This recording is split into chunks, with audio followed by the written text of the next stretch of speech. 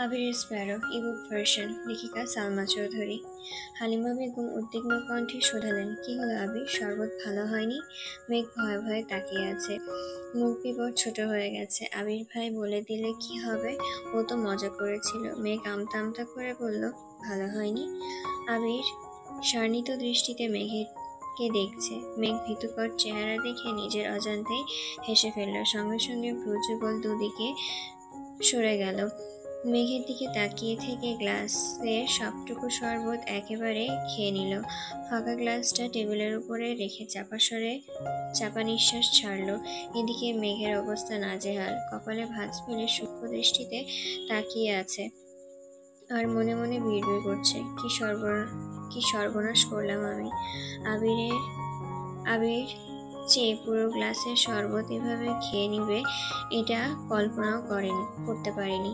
শরবত বানিয়ে 1 চামচ মুখে দিয়েছিল, সে বিরক্তিকর টেস্ট এখনো মুখে লেগে আছে। 1 মুঠো চিনি খেয়েও বারবার বমি আসছে, অথচ আবির ভাইয়ের নির্দ্বিধায় পুরো খেয়ে নিল। কিভাবে সম্ভব? আবির শান্ত কণ্ঠে জবাব দিল, শরবত খুব ভালো হয়েছে মামনি। ঠিক আছে, তুই রেস্ট নে, আমি রান্না বসাই। হালিমা বেগম উঠে গেলেন। মেঘ তখনও ঠায় দাঁড়িয়ে আছে, কোনোভাবেই সহজ হতে পারছে না মেয়েটা। হালিমা বেগম রান্নাঘরে ঢুকতেই মেঘ এগিয়ে এলো, অস্পষ্ট কণ্ঠে বিড়বিড় করলো, আপনি শরবতটা কিভাবে খেলেন? আবির ঠান্ডা কণ্ঠে বলল, তুই এত কষ্ট করে বানিয়েছিস, আমি না খেলে তো খারাপ লাগতো না, তাই বলে পুরোটা খেয়ে নেবেন? তেতো লাগেনি? আমার কাছে তেতো মনে হয়নি। মেঘ চোখ বড় বড় করে চাইলো আবিরের দিকে, খানিক ঝুঁকে ফিসফিস করে বলল, সরি, আমি আপনার সাথে দুষ্টুমি করছিলাম, আপনি আম্মু বা ভাইয়াকে কিছু বলবেন না প্লিজ। আবির আর চোখে তাকিয়ে মুচকি হেসে হাসলো কেবল। আবিরের হাসিতে মেঘের মনে অস্থিরতা ভর করেছে, হৃদয়ের কম্পন শুরু হয়েছে। আবিরের চোখে চোখ রাখার শক্তি হারিয়ে ফেলেছে। এমন কেন হচ্ছে? ওই চোখে কিসের এত আকুতি? মুহূর্তে মেঘের দৃষ্টি সরে গেল। দুরন্ত হৃদয়ের গতি নিয়ন্ত্রণ এনে নরম পায়ে দূরে সরে দাঁড়ালো।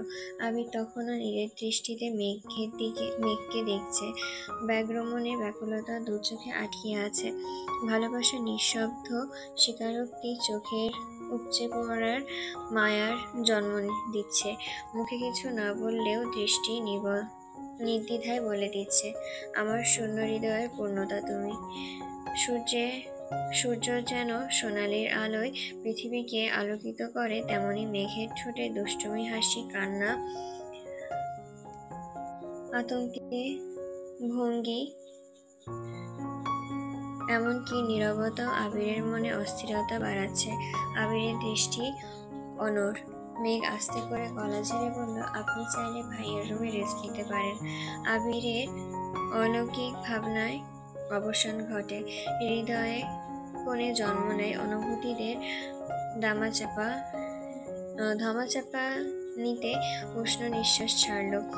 দৃষ্টি গভীরতা আটকে দু চোখ বন্ধ করে নিল। নিজেকে সংযত করে প্রশ্ন করল, তানভীর উঠেছে?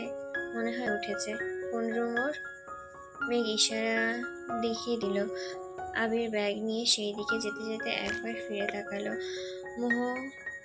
মোহভরে আচ্ছন্ন চোখের পল্লব ঝাপটে মুচকি হেসে রুমে চলে গেল। আবিরের অমন দৃষ্টি, রহস্যময় হাসি বারবার প্রশ্নবিদ্ধ করছে মেঘকে।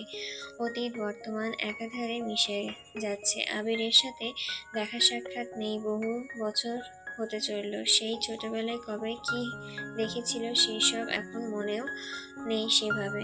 বয়স আর চেহারা দুটোই এসেছে আমূল পরিবর্তন, অথচ প্রথম দেখাতেই মেঘকে তুই বলে সম্বোধন করলো। বিষয়টা মেঘের কাছে একটু বেমানান লেগেছে, তবে নিজেকে প্রশ্ন করলো, তুমি বললে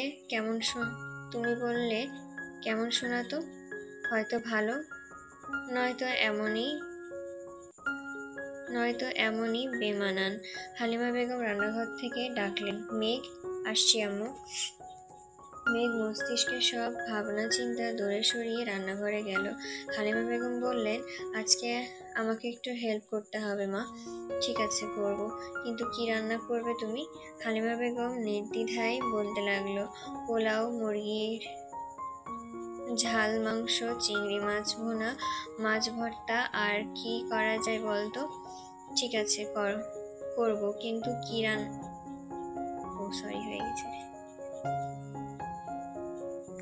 মেঘ দাঁতে দাঁত পিষে বলল, এত আয়োজন কেন? এতদিন পর আবির এলো, ভালো মন্দ রান্না করবো না? মেঘ কাঁদো কাঁদো মুখ করে বলল, আমার জন্য তো এত আয়োজন করো না। তুই কি মেহমান? মেহমান হলেই কি এত আয়োজন করতে হবে? হ্যাঁ, করতে হবে। তুই ছোট, তুই বুঝিস না। হেল্প করবি কিনা বল।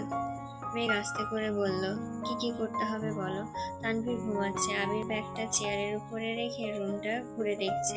ছোট্ট একটা রুম, বেলকনি পর্যন্ত নেই। রুমের জিনিসপত্রের পরিমাণও কম। একপাশে তানভীরের কিছু কাপড় চোপড় ভাঁজ করে চেয়ারে রাখা, অন্যদিকে টেবিলে ল্যাপটপ, ফোন, কয়েকটি বই এলোমেলো অবস্থায় পড়ে আছে। আবির তানভীরের পাশে বসলো। তানভীরের হাতে ধাক্কা দিয়ে আস্তে করে ডাকলো, তানভীর। দ্বিতীয়বারের ডাকাতেই সজাগ হলো। ঘুম ঘুম চোখে আবিরকে দেখে মৃদু হেসে বলল, কখন এসেছো ভাইয়া? বেশিক্ষণ হয়নি, বেশ কিছুক্ষণ হলো। তানভীর এবার স্পষ্ট চোখে তাকালো, ধীর গলায় আওড়ালো, আমাকে কল দিয়েছিলে? অনেকগুলো। তোর ফোন দেখলাম সাইলেন্ট করা। কাজের সময় ফোন সাইলেন্ট করে রাখিস? ঘুমানোর আগে খেয়াল ছিল না। ও, রাখি। আচ্ছা, কোনো ব্যাপার না। তানভীর পূর্ণ দৃষ্টিতে আবিরের দিকে তাকিয়ে জিজ্ঞাসা করলো, বোনের সাথে দেখা হয়েছে? আবির মুচকি হেসে ওপর নিচ মাথা নাড়ল। তানভীর ফের জিজ্ঞাসা করলো, বোনও চিনতে পেরেছে তোমাকে? প্রথমে চিনতে পারেনি, পরে চিনেছে মনে হয়। আজেবাজে কোনো আচরণ করেনি তো? আবির চেহারা পাল্টে এলো। ভ্রুকুচকে গম্ভীর কণ্ঠে বলল, ওর সাথে আমার কি হলো না এসব আমি তোকে শেয়ার করতে বাধ্য নই। আমি সে কথা জানতে চাইনি। ফ্রেশ হয়ে আয়, কথা আছে। তানভীর ঘাড় কাত করে সম্মতি দিল। সঙ্গে সঙ্গে ফ্রেশ হতে ওয়াশরুমে চলে গেল। মিনিট দুয়েক পর মেঘ রুমে এলো। আবিরের মনোযোগ তখন ফোনে। মেঘকে খেয়াল করেনি। মেঘ গলা খাকারি দিতে আবির স্পষ্ট চোখে তাকালো। মেঘ মলিন কণ্ঠে জানতে চাইল, আপনি কি চা খাবেন? শরবতের মতন অত মিষ্টি চা? মেঘ এপাশ ওপাশ মাথা নেড়ে বলল, না, এবার ভালো চা দেব, খাবেন? হাত পা না পুড়িয়ে চা করতে পারলে আমি খেতে পারি। আমার জন্য 1 কাপ চা করতে গিয়ে হাত পোড়ালে এই চা আমার গলা দিয়ে নামবে না। তানভীর ওয়াশরুম থেকে বের হতে হতে বলল, বনু খুব ভালো চা করে, আর হাত পাও পোড়ায় না। ভাইয়ের মুখে নিজের প্রশংসা শুনে মেঘের মুখেও হাসি ফুটল। মেঘ আবার জিজ্ঞাসা করলো, আদা কুচি দিয়ে লাল চা খাবেন নাকি কড়া লিকারের দুধ চা? আবির সরল জবাব, আদা কুচি দিয়ে লাল চা।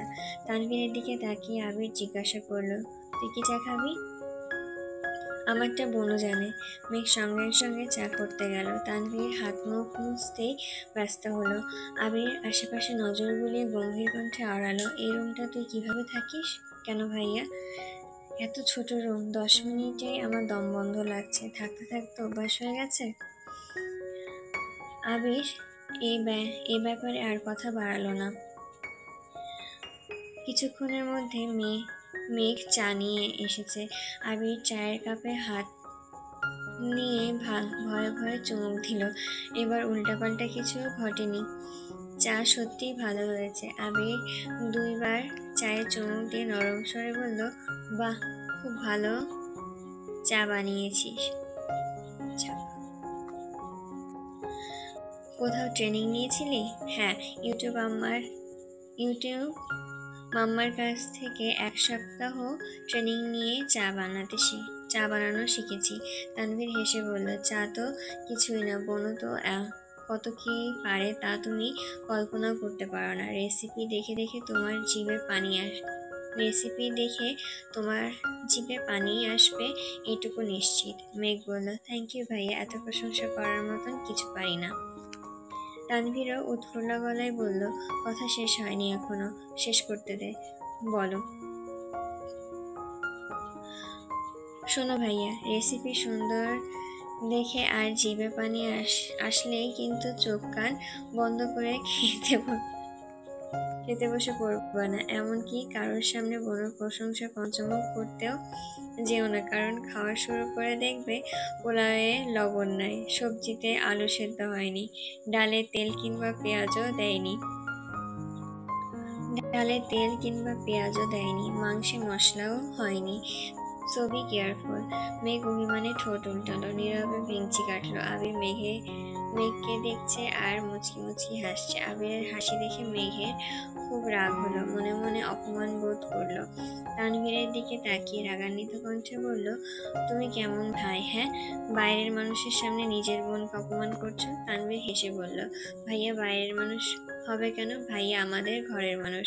মেঘ রাগে গজগজ করতে করতে বেরিয়ে যেতে লাগলো। দরজা পর্যন্ত গিয়ে আবারও থমকে দাঁড়ালো। পেছন ফিরে তাকিয়ে নরম স্বরে বলল, আজ দুপুরে আমার দাওয়াত আছে, খোঁজো না আমাকে। কোথায় যাবি? বন্যাদের বাসায়। কেন? বউ দেখতে আসবে। তানভীরের আগে আবির চেঁচিয়ে উঠল, কাকে দেখতে আসবে?